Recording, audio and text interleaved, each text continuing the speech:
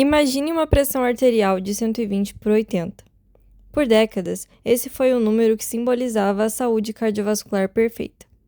Mas, e se eu disser que, de acordo com a mais recente diretriz brasileira de hipertensão de 2025, esse valor agora acende um sinal de alerta? Ele passou a ser classificado como pré-hipertensão. Esta mudança reflete nossa compreensão cada vez mais aprofundada sobre a hipertensão arterial sistêmica, um dos mais graves problemas de saúde pública do mundo. Uma doença que, na maioria das vezes, age silenciosamente sem apresentar sintomas, mas que foi responsável por cerca de 9,4 milhões de óbitos no mundo em 2013, segundo a OMS. No Brasil, a realidade não é menos preocupante. Dados de 2023 mostram que a hipertensão atinge 27,9% da população adulta. Curiosamente, o diagnóstico é mais prevalente entre as mulheres, chegando a 29,3% contra 26,4% entre os homens, especialmente nas capitais. E é aqui que nossa história começa de verdade. Por muito tempo, o principal combatente nesta guerra silenciosa foi o medicamento que carrega uma origem tão surpreendente quanto fascinante, o captopril. E a jornada desse remédio começa não em um laboratório, mas nas matas brasileiras, com uma personagem inesperada, a jararaca. A Bothrops jararaca é a segunda maior serpente peçonhenta do Brasil. Suas fêmeas podem chegar a 1,5 m, enquanto os machos geralmente não passam de 1 metro. Com cores que variam do marrom ao esverdeado, sempre com suas marcantes manchas em forma de ferradura, ela é responsável por impressionantes 69,3% dos acidentes com serpentes no país. Só no estado de São Paulo, esse número salta para 72% dos casos. De hábitos noturnos, ela é um lembrete da importância de se usar botas de cano longo e lanternas potentes encaminhadas na mata. Seu veneno é um coquetel complexo de toxinas, contendo mais de 20 peptídeos e proteínas ativas.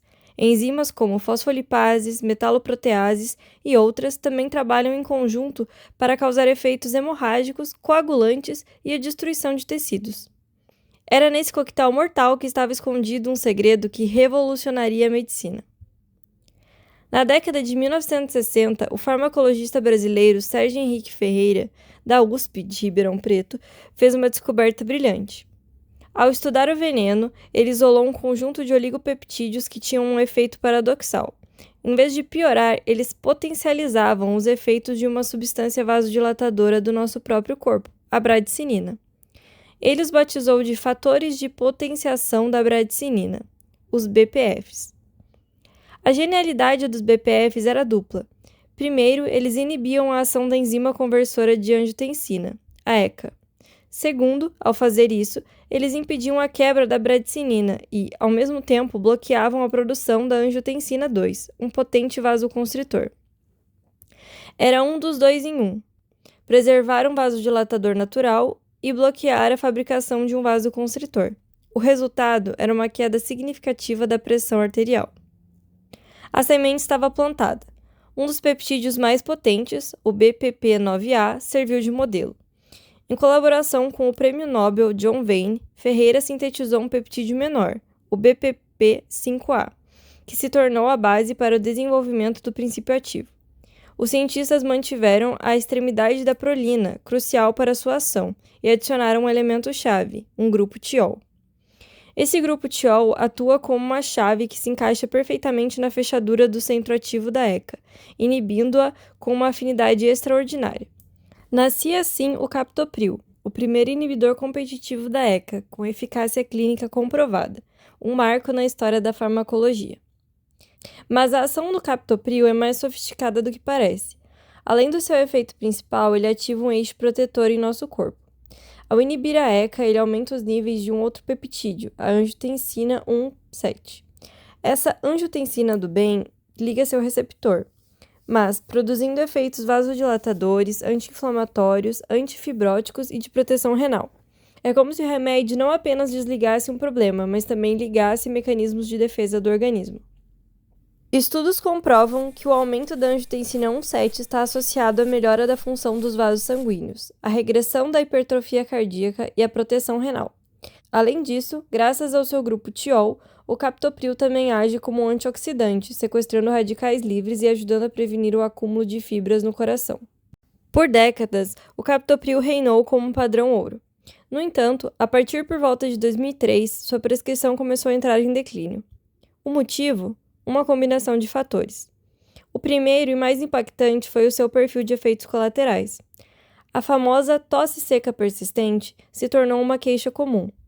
Além dela, pacientes relatavam erupções cutâneas, um gosto metálico ou alterado na boca, a chamada disgeusia, e, em casos mais raros, alterações hematológicas e um edema angioneurótico perigoso. Esses efeitos levaram muitos a abandonarem o tratamento.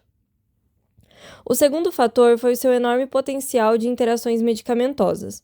Estudos mostram que o captopril pode interagir com mais de 600 outros fármacos.